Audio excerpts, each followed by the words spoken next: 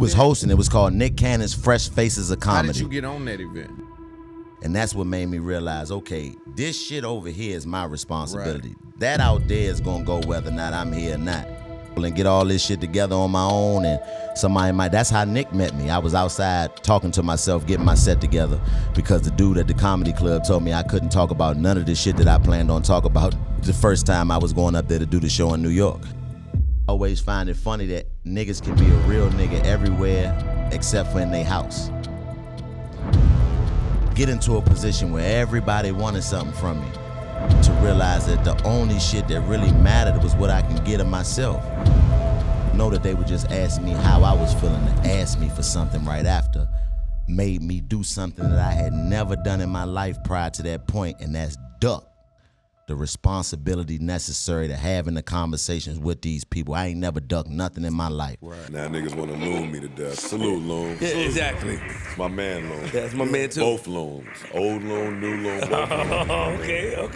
Okay. Yeah, All ops must know it's up there and it's stuck there, nigga. When it's up there, man, it's stuck there. Shut up. Well, yeah, I have been booed, but it was on purpose. Like, I knew the boos was coming. Like, I went to Dallas, and and this is when I first performed in front of Martin, my first time meeting Martin, right?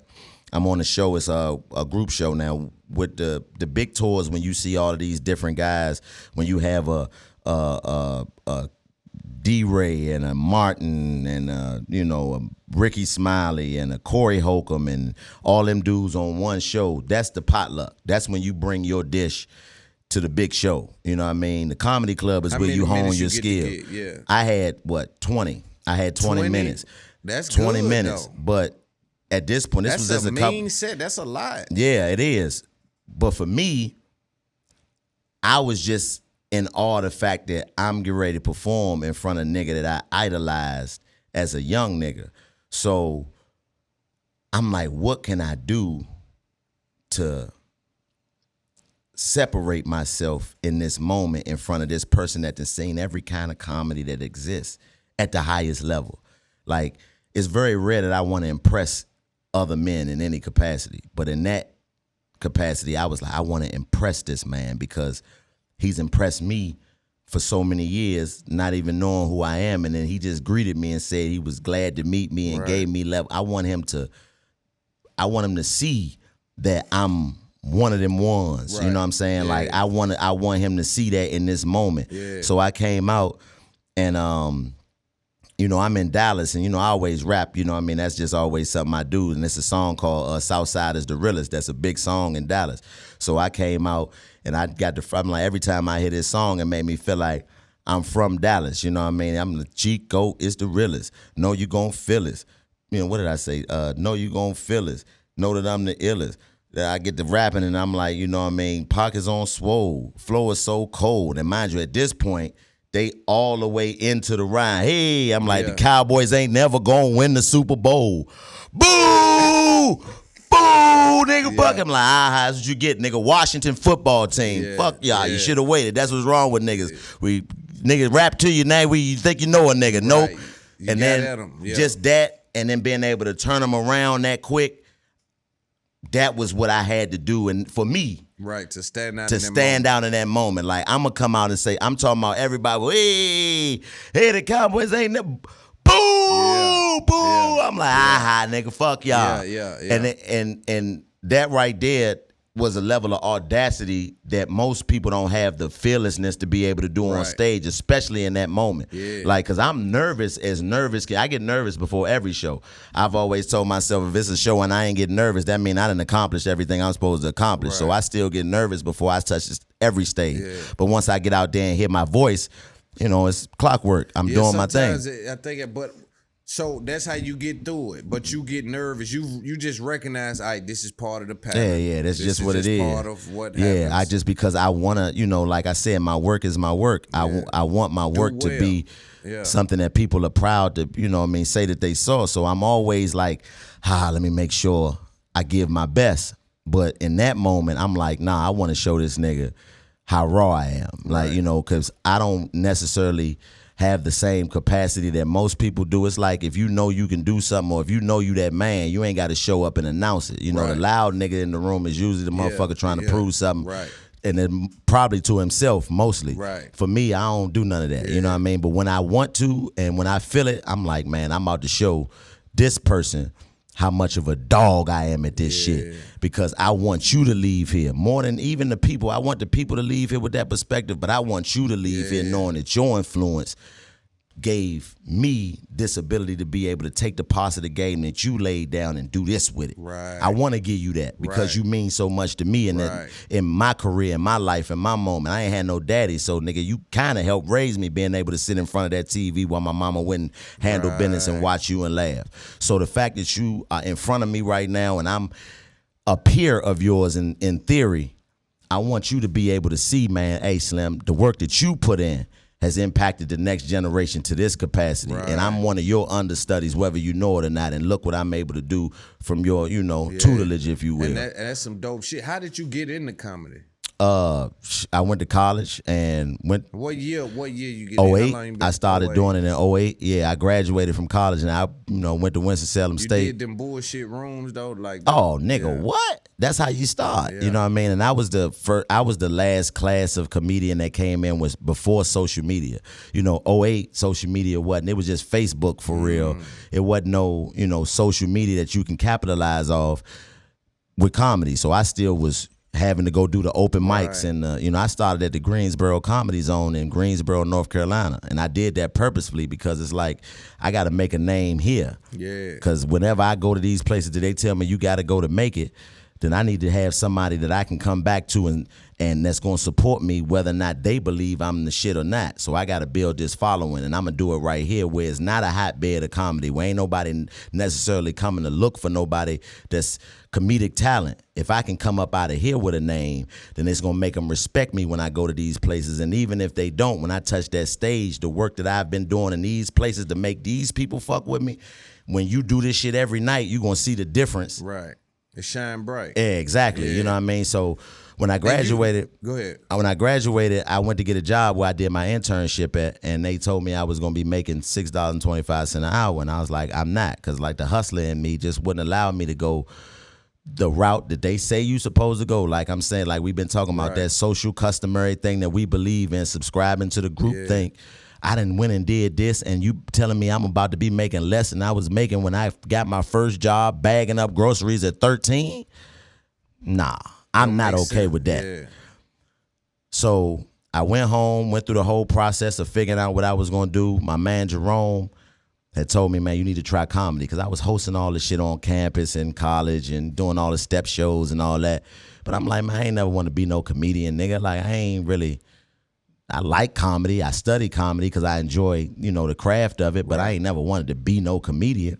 He was like, bro, I'm telling you, bro, you need to get this shit a try, bro. You funny as fuck, bro. I'm like, I'm funny to you because you my man, nigga. I ain't walking around goofy, nigga. I don't, like, my perception was different of what it took to be in this space. So he was like, man, they got an open mic at the Comedy Zone. Let's just go look and watch it. So it was first and second Thursday of every month. That first Thursday, I went and watched everybody bomb, nigga. I was just like, well, I at least can do this fucked up. Facts. So that next week, I was getting my whole 4 minutes together, because that's the only time, all the time you got was 4 minutes. I went the next Thursday, went and did my 4 minutes, and when I got off stage, I swear to God, it was like, I felt it. I said, this what I'm supposed to be doing. This it. Damn. That's how it came to So me. I've you been had doing it 4 ever since that minutes day. Quick. Do you write jokes? How long it take you to write? You I don't write jokes? I write the idea down in my. That's how I like to do. Yeah, my mind is different, man. Yeah, you know what I'm saying? I can't even Like, recite nothing. I'm like, no, I don't want to lose an idea, but I talk to myself. Like, I get it together in my own mind. It's just the way my mind works. You know what I'm saying? Like, I've embraced the parts the shit that, for me, doing the type of work that I do, and prior to being a comedian, it's made me embrace the things that people are going to say about you that justify you being crazy, quote unquote. Like the fact that I talk to myself and walk around in the circle and get all this shit together on my own, and that's how Nick met me. I was outside talking to myself, getting my set together, because the dude at the comedy club told me I couldn't talk about none of the shit that I planned on talking about the first time I was going up there to do the show in New York at Gotham Comedy Club. This was my first time ever performing in a major comedy club. And New York is the mecca of stand-up comedy. So I got in there. Dude was like, I don't know who you are. You can't say this. You can't curse. You can't say the N-word. We want to, this is this type of show. So at that point, that's what I thought I was going to go up there and do my Def Jam shit. So he was like, no, you can't do that. I'm outside reworking my whole set. I got 10 minutes. I'm out there walking around in a circle talking to myself, getting this shit together. Like, yes, I'm going to do this. Nick comes in, sees me outside talking to myself. He don't know me from a can of paint at this point. But he see me talking to myself because I'm really into it. I don't care that nobody's looking at me. I'm in my own bubble, like getting my shit together. Fast forward. We going to come holler at that, though. We see somebody on their vibe like that, we're going to say he's serious about this. See, he didn't know what I was doing. You didn't even know what you were We in doing. New York. I'm Okay. just a crazy You nigga leave a talking nigga to alone myself. in New Yeah. York. You know what I mean? I'm just another nigga outside running around in a circle talking to himself. Fast forward, I do my show, rock that bitch, kill it. And I'm talking about what just happened. I'm talking about the fact that this nigga just seen me outside talking to myself, getting this shit together because this white man just told me what the fuck I couldn't do. And I ain't had no choice because I'm broke and I need the opportunity. That was my whole set, talking about what happened to me that day. When I get off stage, Nick stopped me. Stopped me in my tracks. He's supposed to be going up to introduce the next comedian. He grabbed me. Hey, was you just outside making that shit up that you just did? I'm like, yeah, I was. He said, man, I'm around some of the best in the game. They can't do what you just did. Keep working. That was his. And that's how y'all met. That's how we met. That was our first interaction. So you saw him again at Wildnout through Dolly with that. But that was almost 2 years after that Right, experience. but I just wanted to connect that. But that's crazy. Yeah. So what was he in the building for? He was hosting the He was event? hosting. It was called Nick Cannon's Fresh Faces of How Comedy. did you get on that event? Dolly. Damn. Dolly making that phone call saying, I got some guys in North Carolina that's funny. You should give them an opportunity to come up here and do the show. And he was like, all right, bet, book him, because he was looking for new talent, but not for wilding out. He was just looking for new talent because that's just something Nick does from time to time. He just try to find new talent. And it was the Fresh Faces of Comedy. My man B-Dot, who we used to do the FFCS with, my freestyle funny comedy show that I started doing in North Carolina. He went up the first week and did it. And then I came up that second week and did it. And that's what happened. When I came and walked in the club, he was like, all right, Chico Bean. Okay, who are you? I'm like, I'm on the list. I'm performing. He was like, what are you doing there? Because they got more than one room. I'm like, he's like, oh, you're in the main room? Oh, you're on that Nick Cannon show. All right, so, what type of material do you do? I'm like, comedy. Nigga, what the fuck you mean? What type of material do I do? I ain't never had to answer no question like that. And all that. Yeah, so he like, man, what type of material? What are you you dirty? hard? Are you Yeah, clean? dirty, Or what are you? yeah. Like, mind you, I'm fresh into doing comedy, about a year and a half in. I'm like, nigga, I do comedy. Like, what do you mean? Do I curse? Yeah. Well, do you talk about sex? Yeah. Do you say the N-word? Yeah. Well, you can't do any of that in here. Got to be clean. You got to do this. You can't do any of that. So, And that's why you was outside. and that's why I was outside, because everything that I planned on talking about, this man just told me that I'm not going to be able to say in this club. Damn. And I could have been a rebel and went up there and just did this shit anyway and fucked my opportunity up to ever be able to come back into that space again. And I don't know who this person is. And I know that this is the biggest opportunity that I have gotten up until that point. And I'm up there on the strength of somebody who I love to death's word and recommendation. So I don't want to fuck up what she gonna have to deal with tomorrow when I take my ass back down here to the Comedy Zone in North Carolina. Right. So I'm gonna make sure that I go out here and do that. Most motherfuckers in that position would have just said fuck it and left, because they can't do what I was able to do. Yeah. But I'm just, the way my mind work, I've always just been a special big-headed motherfucker that can go out and do different things at a level that most people can't do and they can't understand, and I always embrace that. So I went out and talked to myself, and I'm talking about I'm out there full-fledged, like, and this nigga walk in, and I'm all the way, I'm not even seeing, I'm aware of my surroundings, but I'm locked into what I'm doing. And when I got on stage, the first thing I did was talk about what just happened. And when I did my Wildin' Out audition 2 years later, when I first walked into the audition room, then mind you, my man Dot tells this story so crazy because we went together. He went in and, he does his whole little spiel and they ain't really fucking with it. When he leaves out, and this is from him telling me his perspective of it, when I walk into the room, he said within the first couple of 15 seconds of you being in the room, all I heard was that bitch erupt with laughter, nigga. And he said, that's when I knew I didn't make it. He said, when after I heard that laughter that came out the room when you walked in, I knew it was over with. But for me, when I walked in, I'm not talking about the preparation that I had driving up here for this. I'm talking about what's in front of me. Right. Because I want you to see that this is naturally who I am. I don't have to practice being me. Like, me being me is what I want people to subscribe to. Right. And that's what I want y'all to see. Yeah. Because no matter what position you put me in, this is who I'm going to be in that position. So I want you to know what you're getting. So when I walked in the audition room, a dude named Dorian, salute to the OG Dorian, man, he was sitting in the room, and he big old dude, you know what I mean? Big nigga. And he was just mugging. I'm just like, man, what's up, Nick? He was like, man, I remember you, man. You my man from, you know what I mean, Dolly homeboy, man, my man from the joint. I was like, yeah, I appreciate you, Nick. But who your man right here, man? What's wrong with him? Yeah. What's up with Slim? You all right, big man? You good? I need to be worried, Checking nigga. his temperature. Yeah, I need to be worried. Big ass nigga, why you just standing there looking at me? He acting like he ain't want to laugh. And then I was like, bro, at least tell me your name. He was like, Dorian. I was like, oh, I see why you don't want to laugh, nigga. Your teeth big as a motherfucker. Nigga. You fuck around and cut your tongue off trying to laugh. And then it's like, Broke boom. ice. You know what I'm saying? And that was just my interaction, because it's like, man, this is what you get with me. And I'm comfortable in my skin. I've always had to be. I've never been given a gray area growing up. Like, my mother was different. She was like, nigga, this is the reality of what it is.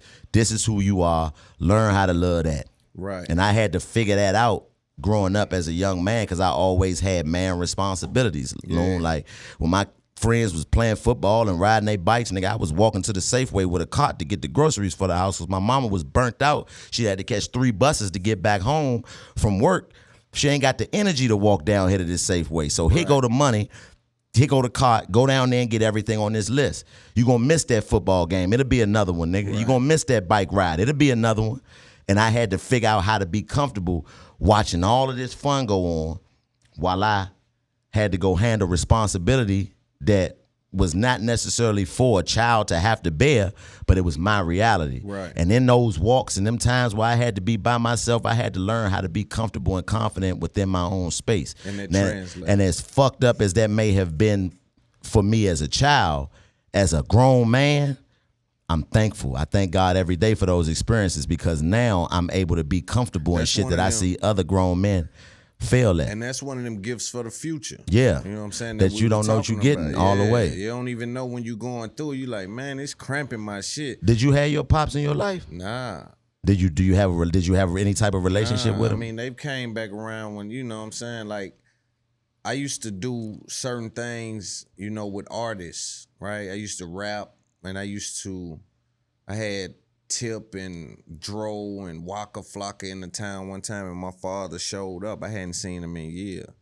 Like, I don't have a relation. I got game from my uncle and from the streets. Yeah, me you know too. What I'm saying? So I ain't had no too. relationship with him. That's who raised me. Yeah, was it's my like- uncles in the streets, and you know, I just did Steve Harvey's boys camp, and one of the things that I gave to the young boys is none of them had fathers, and like I told them, as unfortunate as it is to not have a relationship with your father, you also aren't tied down to the obligations or responsibilities that your father would have gave you. Right. You know what I'm saying? So And you're able to traits that he soak up would've game. directly- Right. Yeah. And directly passed down Yeah. to you, or, you know, diverted you from something that you was passionate about, but he not. So now you got to go by. So you got to feel free to be able to understand it. It's unfortunate, but you got to find the silver lining in the fact that you can take game from everywhere. You can get it from all over, and you know got to soak as much of it up as you can. But I ask you that because, you know, in talking to you, you can see that you have an ability to be able to translate a message in a way that most niggas who didn't have a relationship with their father can't do. And I'm always interested to ask guys who didn't, Yeah. at what point did you realize you was different than everybody else? I think I knew that from, Or was it a moment that you feel like it really resonated and set in with you, that you knew you wasn't like everybody else? it's when life threw at me the same things they threw at people, and I conquered them. but also when I knew that life was giving me everything it had from a negative standpoint, and I survived that.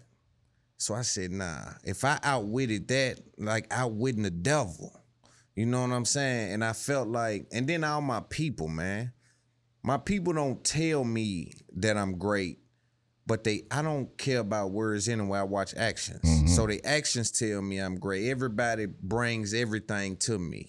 When I didn't get broke down by what should have broke me down, you know, and Can you give me an example of one of those times? one time I was in a very serious relationship, and that relationship turned my hustle on. And I always tell people that sometimes love can turn on and activate a different kind of hustle. When you ain't got children and shit and you find something, you fall in love, like, I gotta take care of this. I didn't know women were trickery. I didn't know they had trickery involved in them. I was young, so I didn't really know that.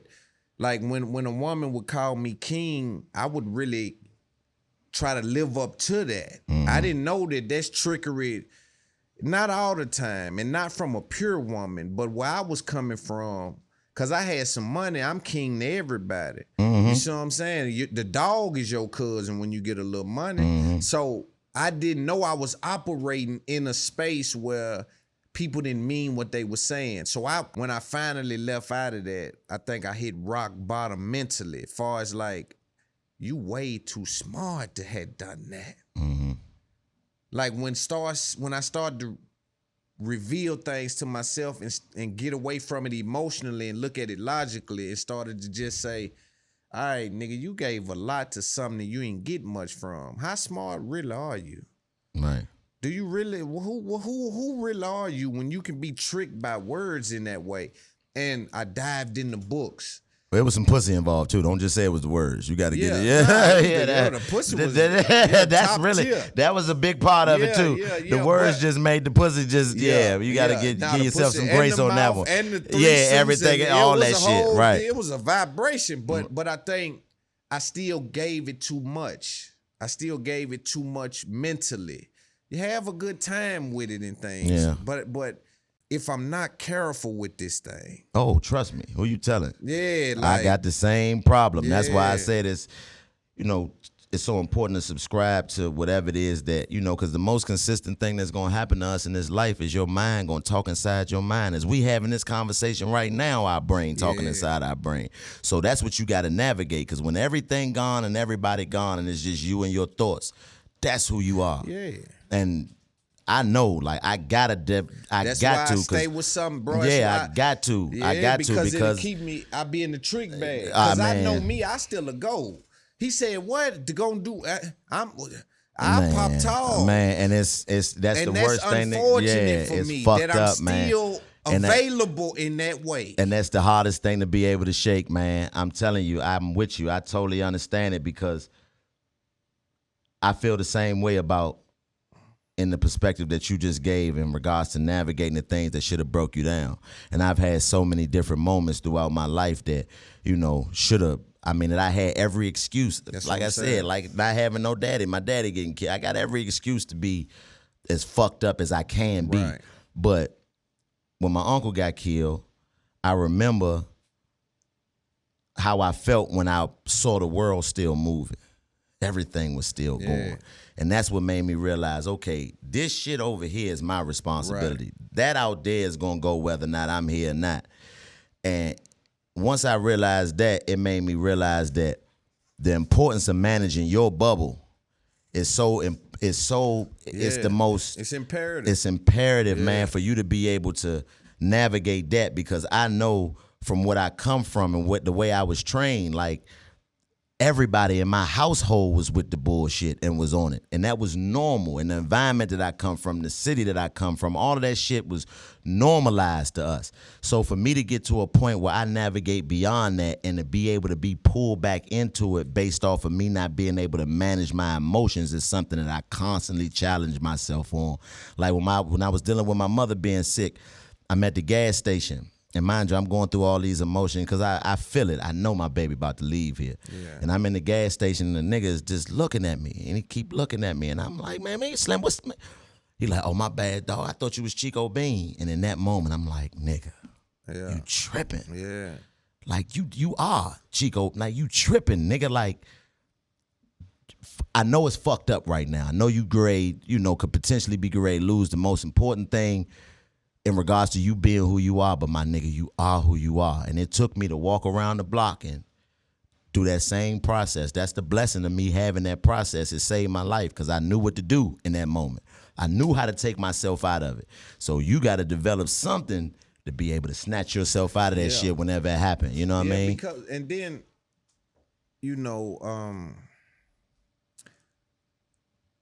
I think because because you see me by myself, man, it's a strength, but it's a weakness. And the weakness side of it, because the weakness side of it is, I think I'm not available. So I'm not emotionally available. I'm not available for much.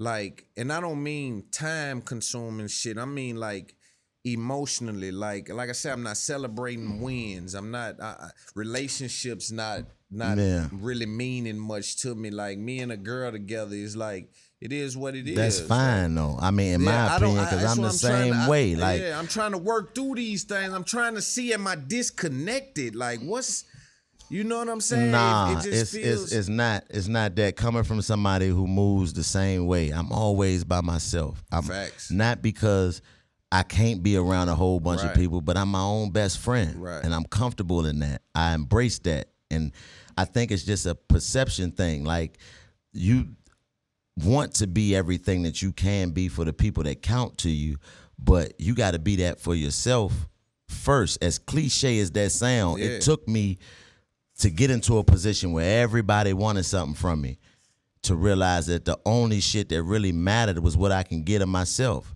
And being alone and not having the same capacity that you see people judge you on, you know what I mean? Like, I've been one of the people that's been running around saying I don't want to ever get married or be in a relationship publicly for years.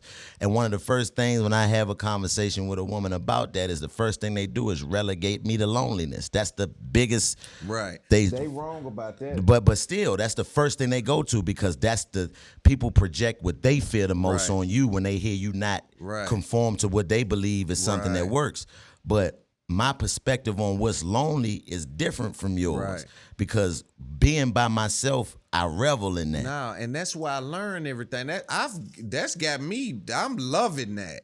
Right, being by myself, I love that. What I'm saying is though, is that for me in particular, I believe I've developed a skin or a shield or something that is not allowing anything to penetrate, right? Because I'm blocking out bad and negative, because I'm saying stay on your path, some kind of way, it seemed like I done shut the door on anything coming in. Nah, I disagree, because you look at where you at, you know what I mean? You got, just using Charlemagne, somebody that we share in regards to, like, he's been instrumental. Yeah, he's a big brother. And so much in my career, you know what I'm saying? Just saying, hey man, here, go do your thing, you know what I'm saying? Or because every opportunity don't come with some money attached to it. It's like just the looks. You think about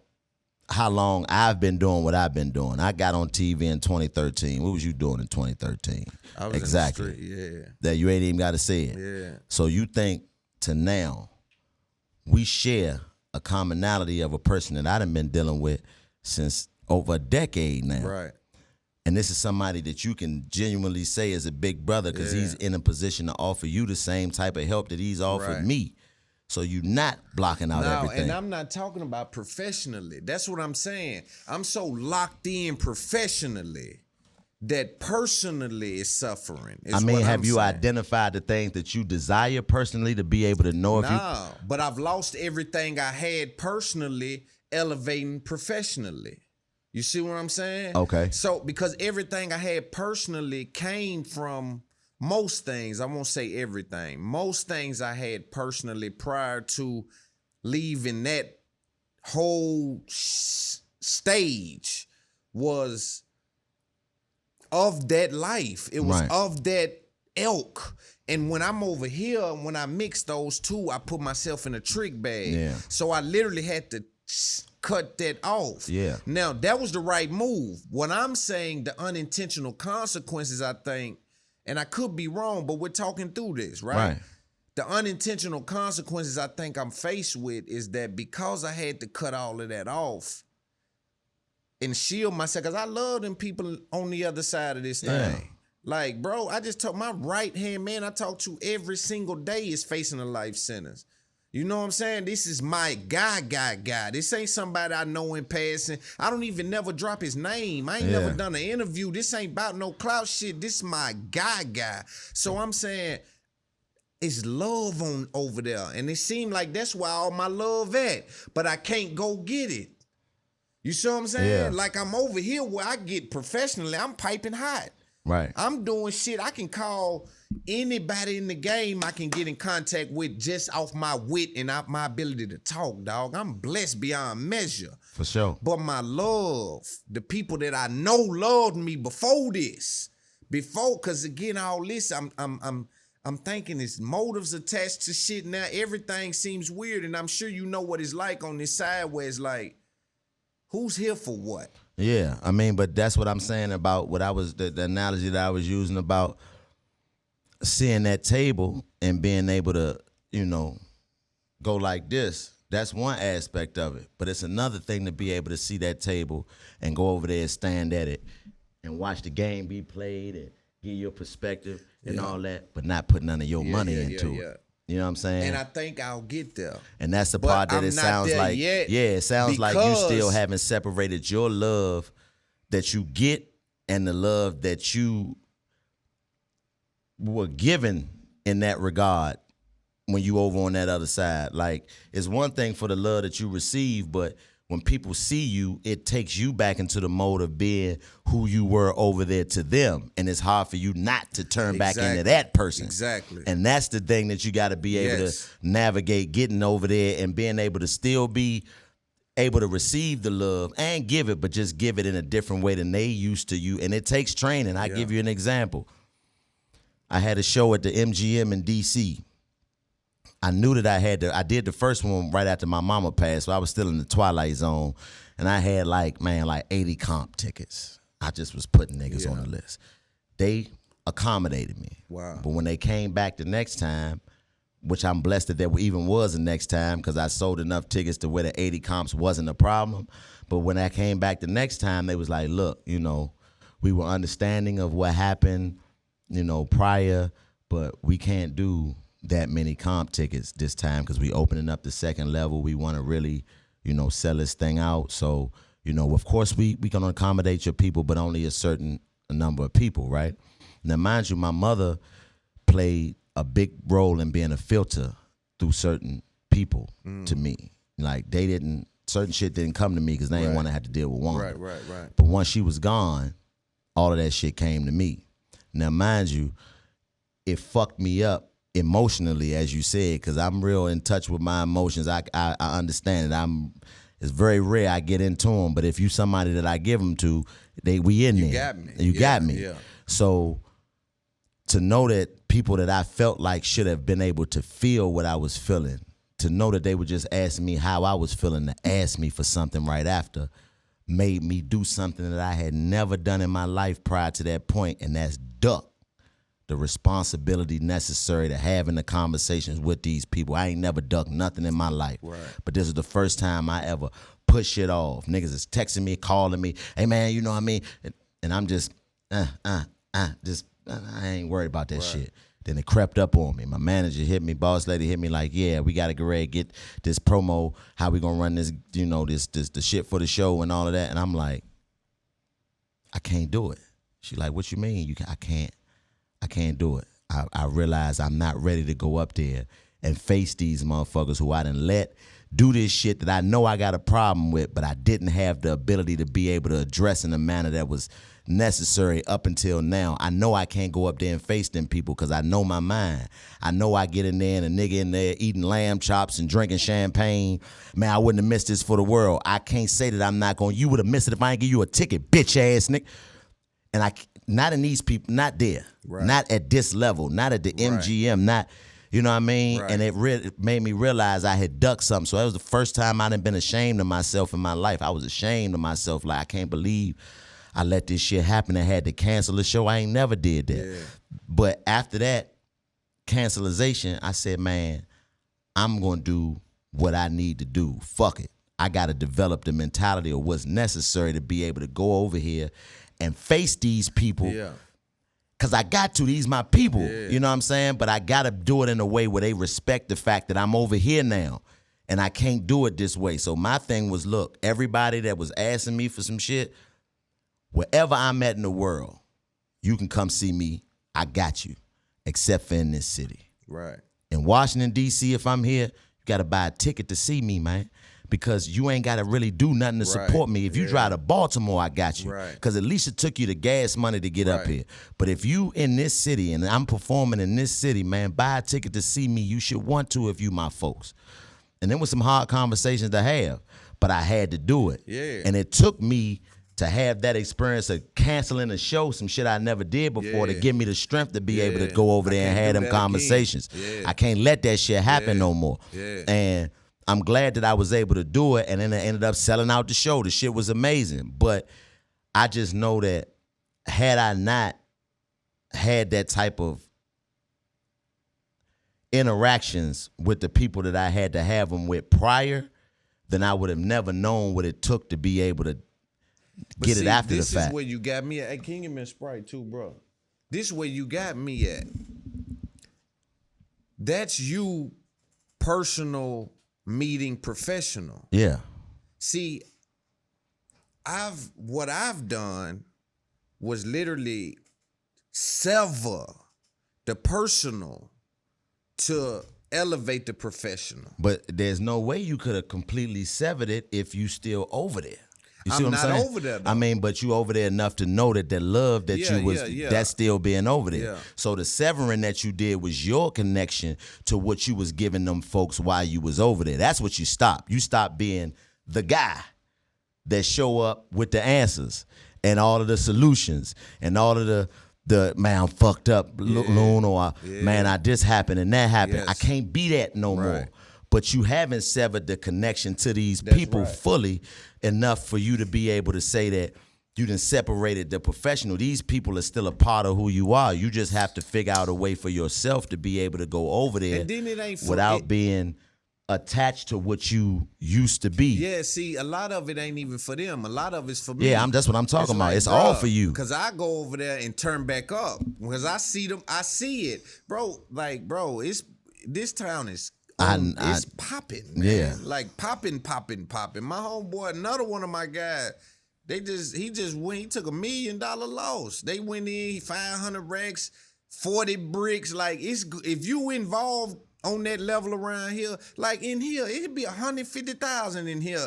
Just floating around, niggas gambling, and you know what I'm saying? It's going down in this town. So I try to stay away from that because it'll be my luck in here fucking with the homeboys. Yeah. And then something pop off. You gotta be at, but that's the price of so I doing the sacrifice unseen. even getting that love I know is real. Right. Because it's too dangerous for the overall circumstance I find myself in. So it got me by default forced to deal with fake love. I mean, I disagree in regards to what you can do. Like what you just said, what you already doing. You a nigga that did it yourself and created your own island. You smart enough to be able to develop and curate a space where you can get some of that without having to deal with what come with that. You remember Tip said I still ain't forgave myself. Yeah. So that what I explained to you about whatever time about, you put a lot into that and didn't get none, I still remember that. Yeah. What am I getting for that trust that I'm giving? You see what I'm saying? I get it, bro, when it get now it ain't even about me feeling that. Cause I got these 2 little boys I gotta worry about now. Right. And if I had to pick myself up again, where they capture my ability to understand I am who I am. Mm-hmm. That's what I tell people. Don't let nobody capture your confidence, man. Oh yeah. Because you cannot, it's hard to rebuild. Yeah, it's tough. And so when I got down in that place, I had to go back to my roots and say, this is what made me smarter. But here, see, if I just remember the process, then I would know what happened after that. Yeah. Because boy, when they told me down like that, when I caught that case in the street and then that happened, because consequently the money wasn't the same because they got my hands tied up. And all of a sudden this fall victim to the circumstances changing. You don't think I'm smart enough to connect the dots. You want me to believe that somehow we fell out of love. Yeah. When I know damn well it's because I can't do the same things I done without putting my life on the line in a way where I leave my children. So I'm saying I make conscious decisions to say them little boys don't come see me in jail. My last time going to jail, them little boys was so young they didn't remember. It's like I gotta probably tell them, you know, daddy went to jail. They haven't came to a jailhouse or a jail phone. That would break my heart, right? But anyway, if I just remember the process, when they threw everything they could at me, when I was talking about earlier, because that was rock bottom for me, not even the picking myself up from whatever love I've gave. But when I've been through things where I felt like it was the end or the bottom that I can be, where my confidence has been captured, where I felt like, yo, who are you now? They done said you can't even hustle, bro. Your money running out. They got you pushing a forklift. What is happening? Who are you? Like, bro, that was an identity change. But if I remember the process after that and I got in them books, I became a monster. I shedded all that dumb street shit because it forced me to reevaluate and say, you ain't swift as you thought. You got caught hustling. That went left. This went left. What were you? That street shit had you in a trick bag. I went to reading. I went to listening to powerful things and just reading and watching CNN again for technique, though. Fuck what they saying. And I built a monster that they have to deal with today. Right? So sometimes shedding things is like, I don't know why I want to keep going back there for even that love when it's the big world. We operate in a very big world. Yeah, and that's the thing is it's like that we make excuses to go and feel the level of comfort that we felt when things were easier for us and the work that was required for us to be successful at whatever it was we was doing. It's hard to be a street nigga, but once you good at it, it's easy. It's easy. Because all you got to do is just show up and allow the motherfuckers who trying to get up under you. Like I said, it's a lot of niggas getting taken advantage of by these big homies and these niggas and shit like that. So you have every excuse to be over there. So the fact that you making a conscientious decision every day to, even though you struggling with the back and forth of it, you still making a decision, not only knowing what you knew then, but knowing what you know now and what you could really do if you took it back over there. You know what it is now. So that right there is what it is that is the most important in regards to you moving all the way outside of being attached to it in the way that you are attached to it now, because those people who are in that space, if they love you the way that they supposed to love you, they don't want you to be a part of it. And I'm sure they don't love me like I think. I mean, yeah, and it's again, like you said, I'm dealing with I'm just comfortable there, you know, because as a man though, we talking man shit.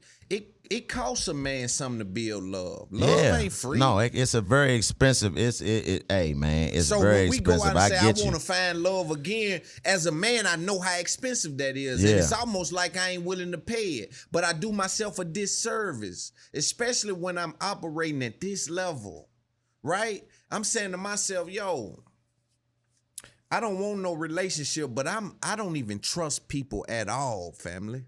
Like, I got zero trust, especially when I deal with women, it's zero trust. Ain't no coming nowhere around me. Like, I'm gonna meet you somewhere, you know, and this is, you know, this is just standard procedure. Yeah, I was about to say that. This ain't out of bounds. That don't sound like it's too. What I'm saying is, when you operate in the real world, outside of the streets, and you see people more comfortable with things and people like move different than you. It's like, damn, man, it seems like that's a nicer life to have. Yeah, I mean, but you know got what to I'm give saying? yourself some grace too, because you ain't that far removed from the space that you was in. You just happen to be very good at this new space to where you elevated quickly, so quickly that you thinking, nigga, you still got the street nigga mentality. Nigga, I done hustled up this nigga. You got to give yourself some grace in that regard, to give yourself some time to be able to reprogram yourself, my nigga. I'm glad we having this helping so many niggas watching. I'm Like, telling man, you. like you got to be able to reprogram yourself and give yourself some time to be able to do that personally. Yeah. Fuck everybody Right. else on every capacity. Women, Yeah. your homeboys, all And that. you know that's my vibe though. Like if you see me here, this my time. I can have this motherfucker filled up. I'm popping. It could be a bunch of fake love in here right now. but do you need that though? You don't see it, so evidently I don't. Yeah. What I'm saying is, I got the ability to do that. So I'm conscious about I don't need nobody, but I understand that I'm maneuvered into a new spot to where I no longer have the tribe. And I gotta build the new tribe. I gotta curate the new tribe. But what do you think it is that's constantly making you keep thinking about the That's what fact I'm that saying. you can do it? I don't That's the know. thing. The fact that you saying, I can have this bitch jumping, and I know I can go Yeah. do that. You gotta stop Disconnect. thinking Yeah, about that yeah, shit in yeah, that yeah, capacity. yeah. I Because don't know why. That's what the I'm more saying. you I don't thinking know about why. it, the more is you going to eventually find yourself surrounded by the thing that you trying to remove yourself from. It's inevitable. There's no way you can't do that because you didn't. It's just like me. Like when I go home, I see people. Like I had a situation. I saw a dude I went to high school with.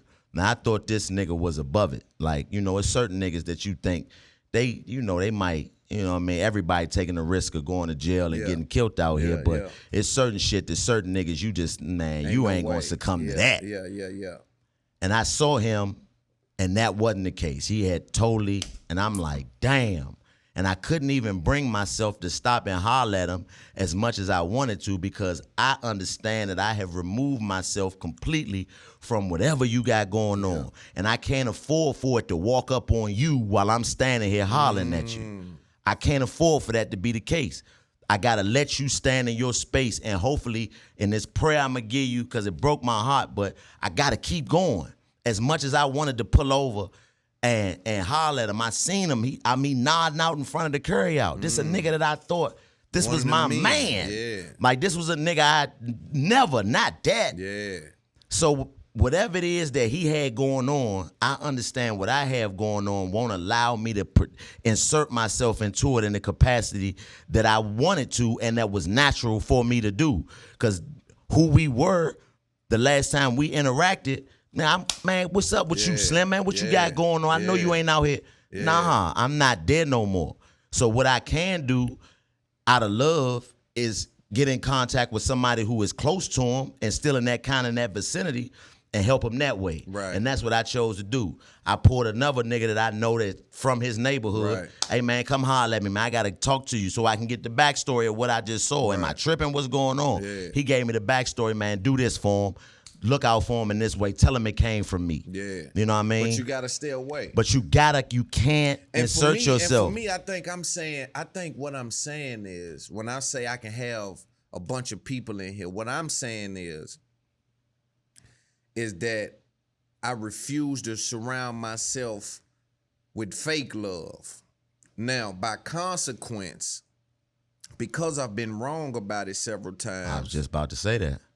it's made me say, fuck surrounding yourself With love. with any love. Yeah, I mean, right. So, And I think that's what I'm dealing yeah, with. you Now, got to be able to identify So what do you stand with relationships and shit? Like, as far as what? you in a relationship? What as far as an intimate relationship? No, I'm in a couple of them. Okay, I got see, multiple that's my women vibe. that I deal that's with. my vibe. Yeah, but but the thing about it is, I say that And I'm very honest as well. I don't do no lying. Nah. Ain't no games Yeah, being yeah, played. yeah, Every yeah. woman that deals with me knows exactly what they dealing with. Like the way I make it long story short, I make the outside of my house ugly. I leave with all the shit that you gonna catch a nigga doing.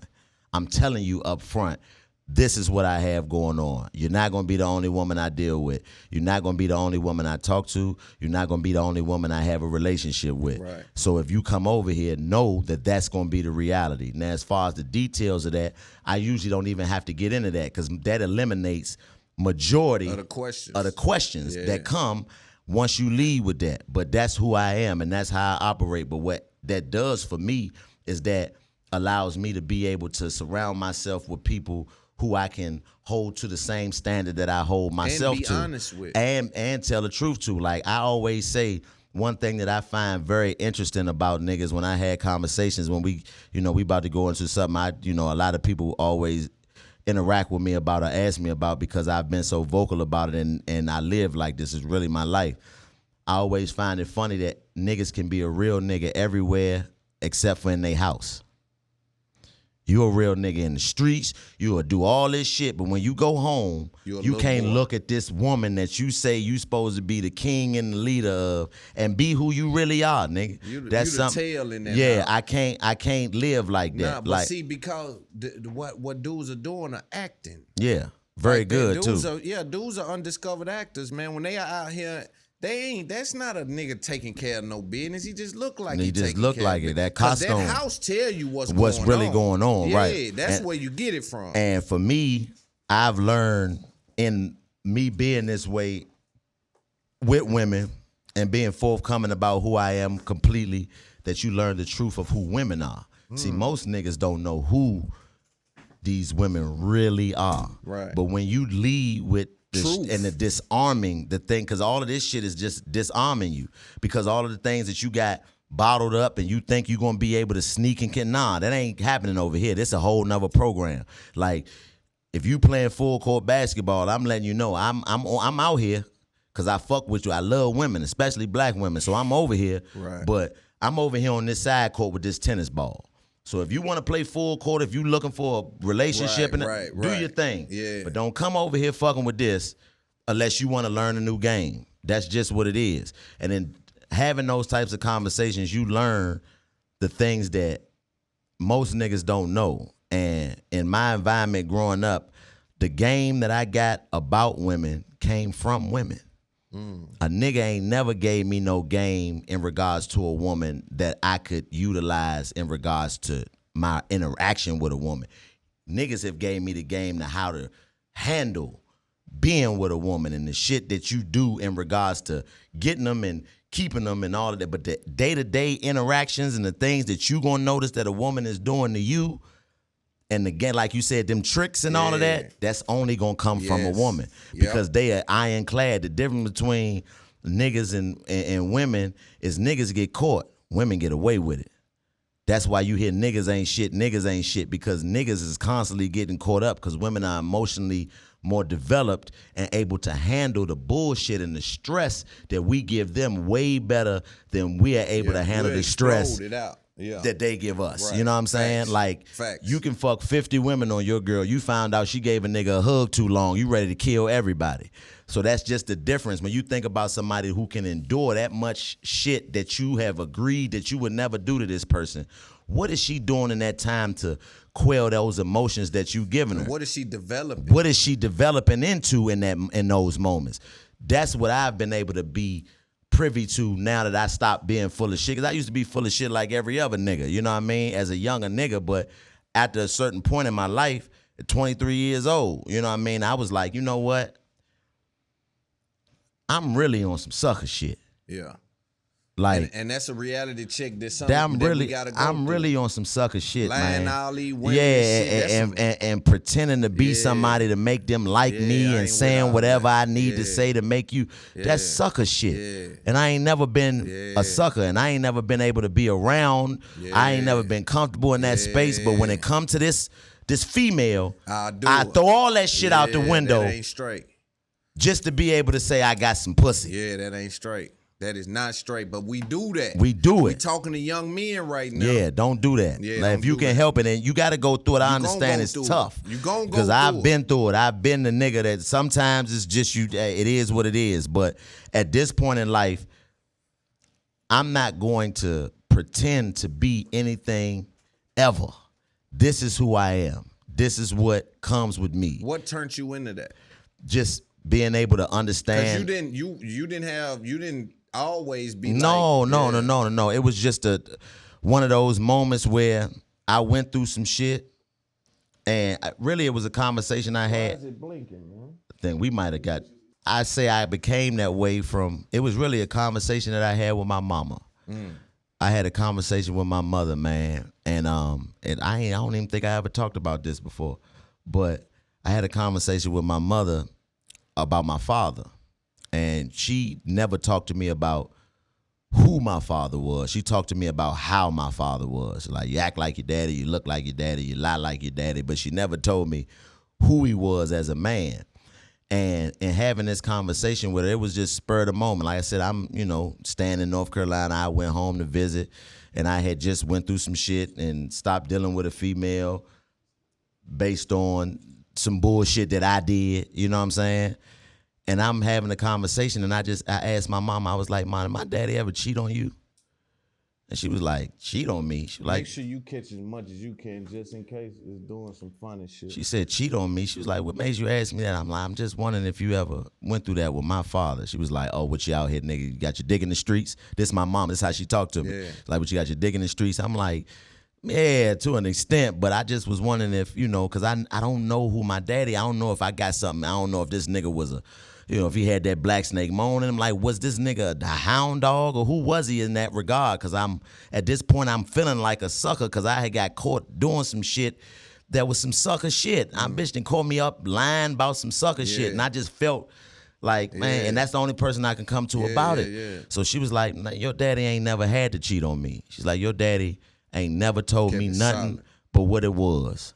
She was like, so that's and that's why I feel like I ain't had nobody to ever meet that standard since then. Because everybody that came in contact with me then been full of shit. And I ain't a bitch that you can play with like that. Yeah. And I'm like, you know what? That changed my perspective. Let you know and that. it gave me a little glimpse into, okay, my daddy he was telling the truth. What does that even look like? Right. What does it feel like to look a woman in the face and be able to tell her some shit that'll make her turn around and walk away from you? Yeah, and be all right with that. Be all right with it. I had no idea what that was. There's a lot of niggas that'll say something to a woman, but is you all right with her saying, I'm cool good. with that. Taking that L of you not getting whatever it is you. Yeah. I had no idea what that felt like. I didn't even know that was something that could be done outside of the type of relationships that I saw my uncles have that was, pimps.